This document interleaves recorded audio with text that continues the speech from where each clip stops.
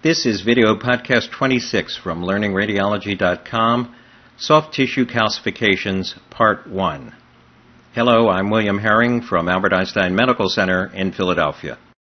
Soft tissue calcifications have been divided into 4 categories: Dystrophic Calcification, Metastatic Calcification, Calcinosis, and Miscellaneous. Dystrophic calcifications are calcifications in previously damaged or degenerating tissue. There is usually no associated metabolic disorder. This is an example of calcification in what had been a large hematoma in the left gluteal area. Metastatic calcifications are calcifications which occur in previously normal tissue. They are frequently associated with a metabolic disorder, and despite having the name metastatic associated with them, they have nothing to do with malignancy. This is an example of calcification around the elbow in a patient with hypervitaminosis D. Calcinosis is calcification of cutaneous, subcutaneous, or deep connective tissue. There's usually no consistent metabolic disturbance, and there is an inconstant association with collagen vascular disease. This is an example of the sheet-like calcification that's usually seen with Calcinosis Universalis in Dermatomyositis. There are 3 types of calcinosis: Calcinosis Circumscripta, Calcinosis Universalis, and Tumoral Calcinosis. In this podcast, we're going to discuss calcification related to joints, calcifications within hands, diffuse calcification and ossification, calcifications associated with vascular disease, and myositis.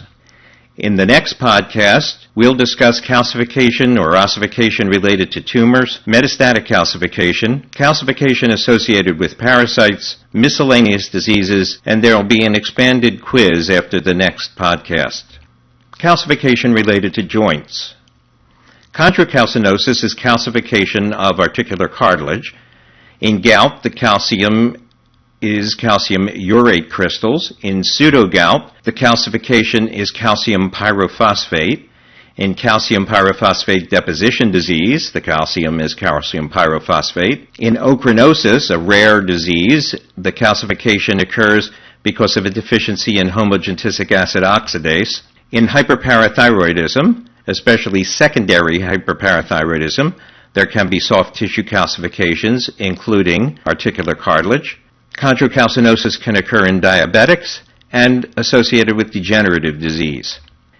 Chondrocalcinosis is most common in the knees. It is also seen commonly in the symphysis pubis, in the hips, in the triangular fibrocartilage at the distal end of the ulna, and in the shoulders. This is an example of chondrocalcinosis in the knee in a patient who had warmth, swelling, and tenderness, all signs of inflammation around the knee, and who had pseudogout. You can see there is a thin, curvilinear density that parallels the end of the distal femur and represents calcification in the distal femoral articular cartilage. This is a patient with calcification in the triangular fibrocartilage at the distal end of the ulna. This patient had calcium pyrophosphate deposition disease. And this is an example of calcification of the symphysis pubis. This is a commonly seen area for chondrocalcinosis and may not necessarily be associated with other diseases. Tumoral calcinosis in its original form is a familial polyarticular disease which occurs mostly in African Americans. It produces large, multiloculated cystic collections of calcium in or near joints. These collections are usually asymptomatic, but they may grow large enough to cause pain from nerve pressure, and they can ulcerate and become secondarily infected. Tumoral calcinosis has also become a term used in association with a form of calcification in and around joints associated with chronic renal disease. This is an example of tumoral calcinosis around the elbow. You can see that there are these large, soft, rather flocculent masses which contain calcium hydroxyapatite, phosphate, and carbonate crystals in suspension. Frequently, if a radiograph is obtained using a horizontal beam or on CT or on MRI, there may be a fluid level demonstrated as the calcium crystals come out of suspension.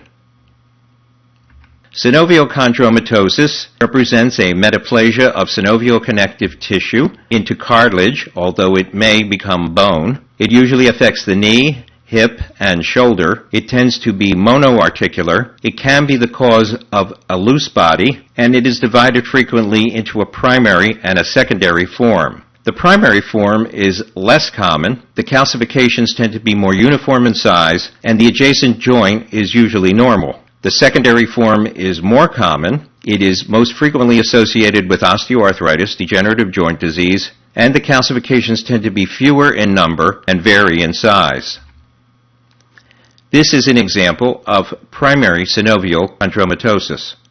You'll see there are numerous calcifications in a ring and arc configuration that surround the knee joint. They tend to be somewhat homogeneous in size. Calcific tendonitis most commonly is seen in the shoulder, in the long head of the biceps tendon, or in the subacromial bursa. It may be associated with acute pain, swelling, and point tenderness. The mechanism is believed to be due to degeneration and inflammation of the tendon with subsequent deposition of calcium hydroxyapatite crystals. This is an example of calcific tendonitis involving the shoulder. There is a thick curvilinear calcification that parallels the humeral head in the position of the long head of the biceps tendon.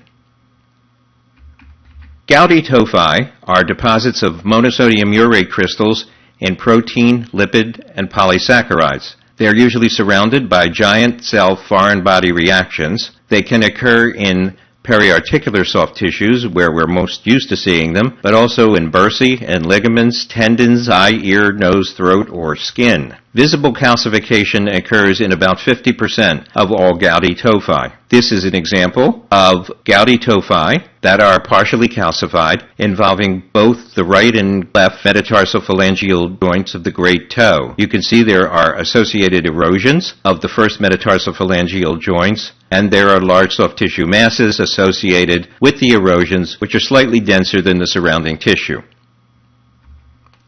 Calcification within hands. Calcinosis circumscripta represents cutaneous or subcutaneous calcification. It has a distinctive, sharply marginated, punctate appearance in the fingers. It is almost always associated with scleroderma, and it is associated frequently with digital tapering, acroosteolysis. This is an example of calcinosis circumscripta in the hand in a patient with scleroderma. The red arrows are pointing to small, punctate, very dense calcifications that are adjacent to joints. This patient has osteopenia and flexion deformities of the fingers. Diffuse calcification and ossification. Calcinosis universalis has an unknown etiology, although it is frequently associated with collagen vascular disease, especially dermatomyositis. The clinical symptoms depend on which organs are involved by the collagen vascular disease, and there is usually normal blood chemistry associated with it.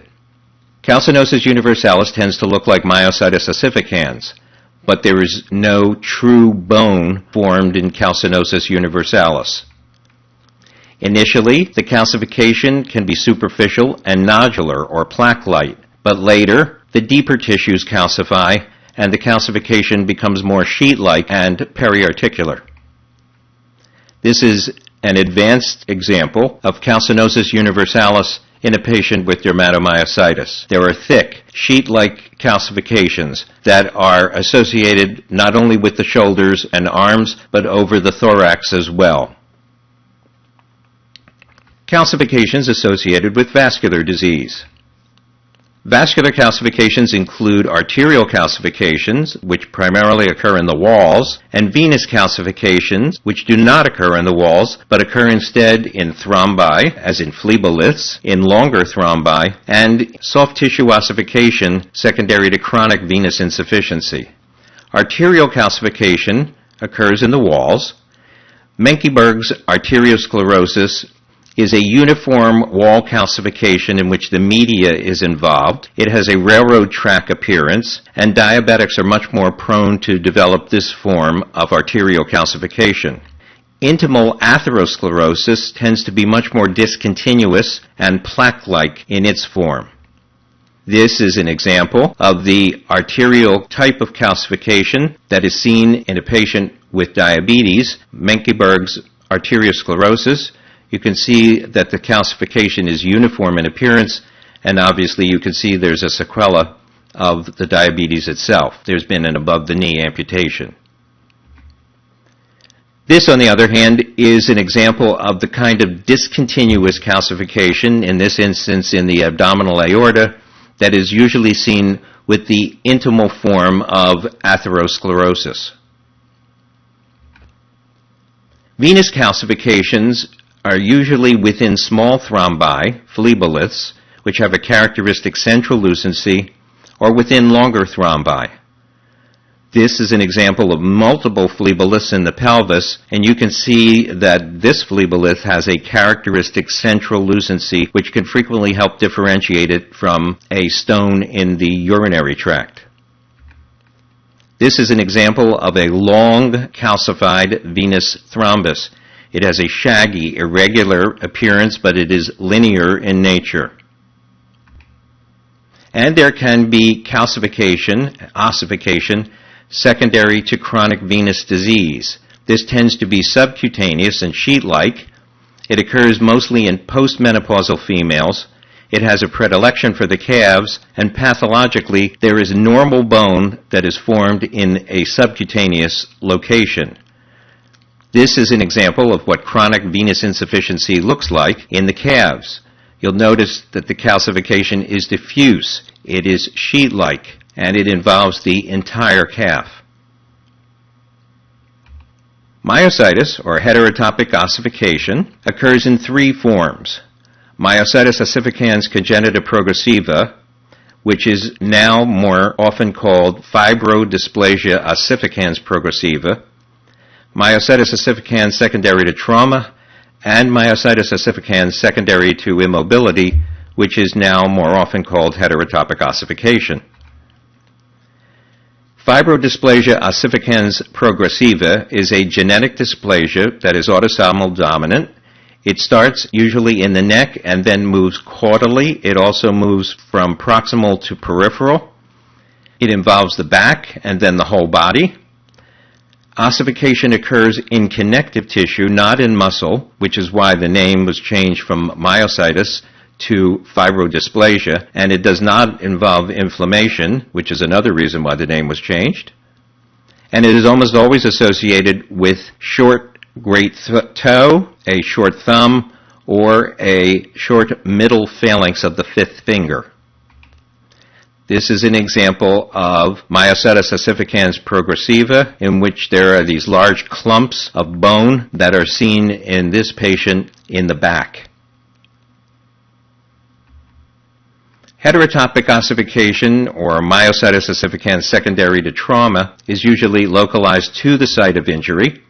It occurs rapidly within the first 4 to 6 weeks after injury. It starts with a cloud or veil of calcium, then matures to bone. The trabeculae become evident, and the axis for heterotopic ossification secondary to trauma almost always tends to be parallel to the muscle plane, that is, parallel to the long axis of the bone. It is very important that the radiologist recognize heterotopic ossification secondary to trauma, because if it's biopsied and sent to pathology, it may be mistaken for an osteosarcoma.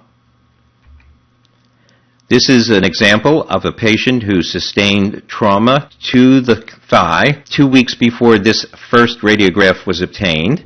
On week 2, the soft tissues are normal in appearance.